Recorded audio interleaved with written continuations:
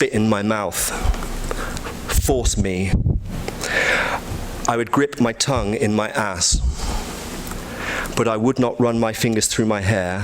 or look directly into my eyes and say, I love you. Sentimental soliloquy. Whereas in predictable adverts, those for legal aid, flirtation leading to imaginary sex, mortgages, paid work, frozen and hot foods, the ones for value, the ingemination in liquid discriminators lashed up in the blood flower blossoming to the choral echo on repeat of inimitable brighter sex's void, feels enjoyable, stretches no further than reality, that miserable sensation not conformable to human skin, the darker coercion to spend that truly wants connection is neither pictorial, graphic, musical, nor in any other technical sense sensible for slaves, drifting about at the Gallery Cafe, tucked up in iron and plastic shanties, open for anyone with his finger already pulled out who is entitled by freedom to stitch them up and rip them off and take their values and pump them in and out, tear them up and down, not too hard, sculpting a canyon in the brain called Kabuli bereavement, but is at last altogether conceptual, an indefectible deletion of the disobedient subject, no need for fingers, a way of recapitalizing the exhaustions of options while making money, a lot, what is more, taking for a spreadsheet of wonders the options of 19th century French visual art,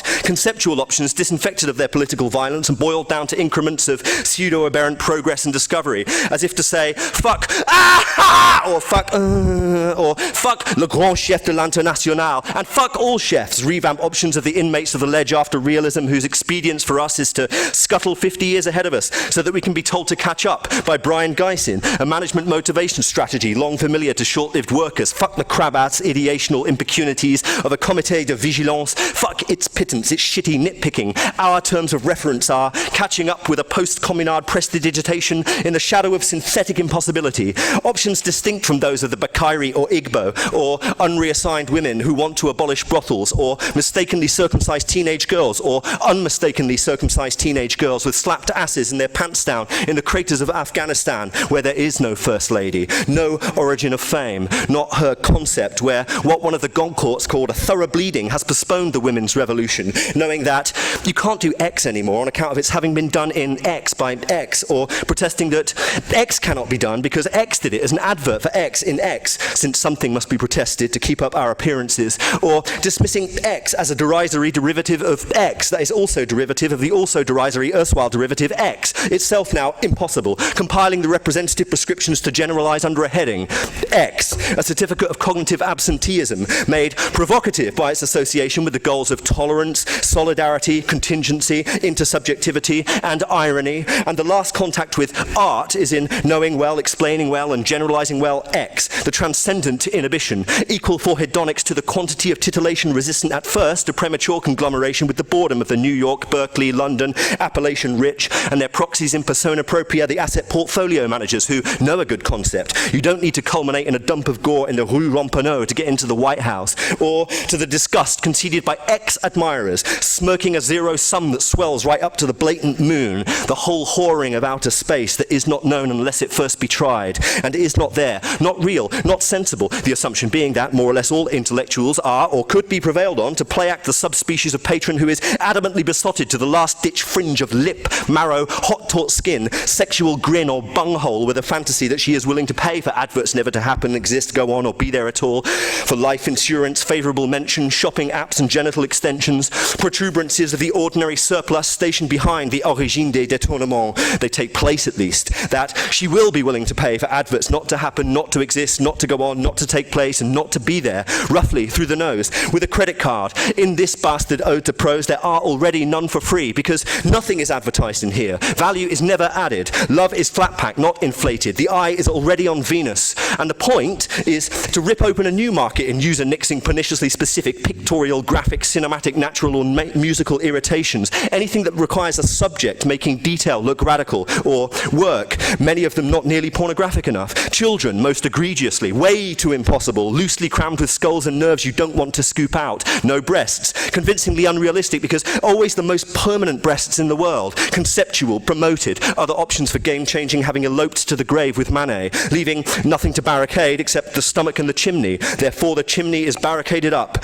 though the irritations are such as you are perfectly unwilling to prove your willingness to endure because you can afford not to and therefore justifiably do not. Why should you? Lick your trembling image on the shining tips of pins, which is the basis of any politics that is healthy, on the basis of not being emotional, not masochistic, not deeply crying in art, but imagining a radically expanded field where the materiality of the page, the atomization of words, and the shattering of meaning were done so thoroughly that there could be no work left to do in this vein. A bottom line blithely struck through the capitalist artery, where being left to do is grounded in the surplus of Gelehrte it projects, and in our entitlement to it, irritations such as not only the adverts themselves or the debatable darkness of the human overlay, but the millions of brilliantly unimaginable lives their profits pay for, the little dependence of the advertising executives, not all of them spoiled, a few of them possibly starving, still learning to speak, dreaming of their pocket money for their pets, and vice versa, not yet conceptual, but still desiring, whose redaction from the love summary famously means that you can kiss goodbye to universalism, you can forget it, the numbers don't add up, life is not on your side, so you do, and at the same time, fuck emptiness up, which is not there, and a place to find your way back in, or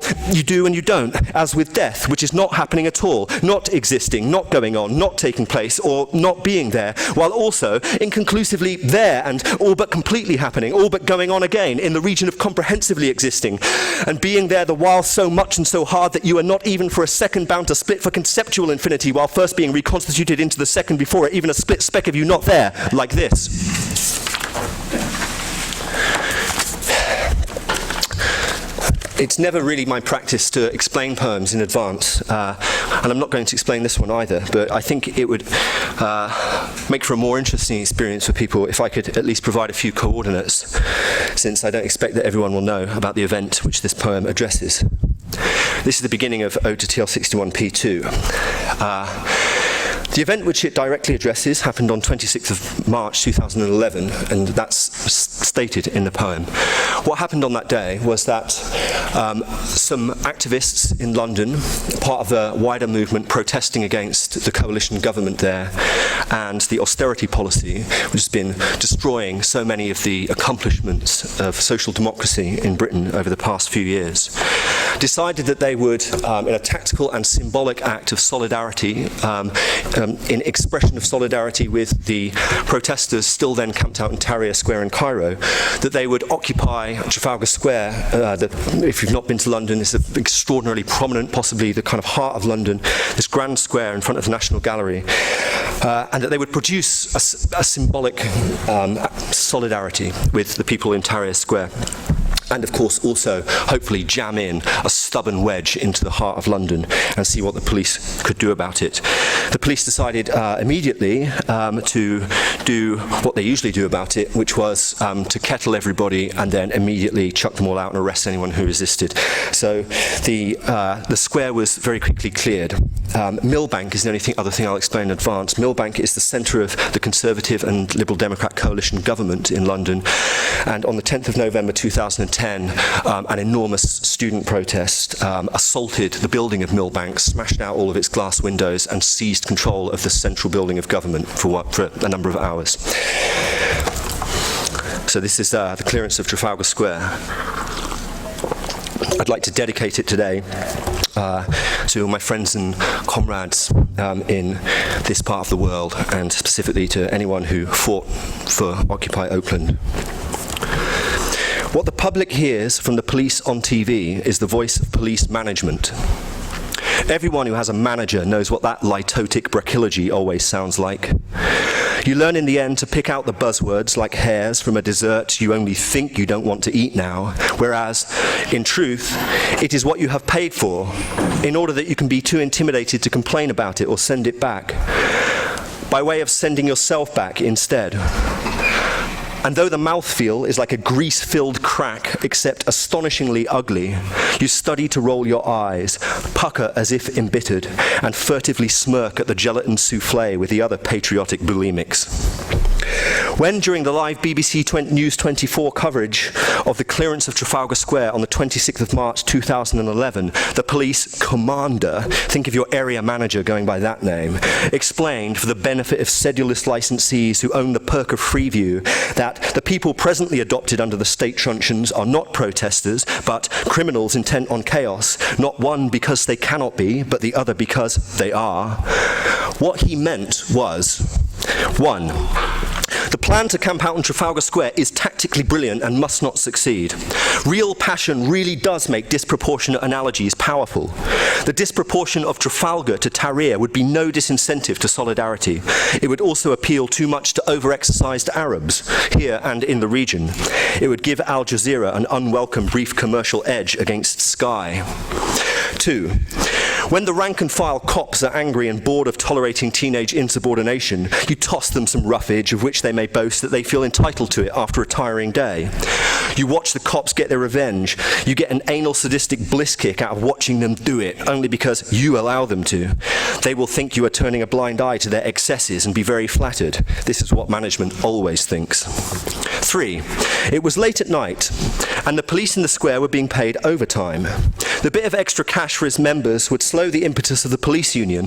which would be a welcome window of opportunity for the managers' paid fortunes, which are, however, already diminishing because of high inflation, to dilate on our frontline cuts. In any case, in spite of the rampant inflation of everything that is, owing to whatever is now the meaning for our avarice, of which fit readers, though few, will be pleased to remember that Athenaeus colourfully remarked in his De Sophistae that it hopes to drag Pluto out the bowels of the earth.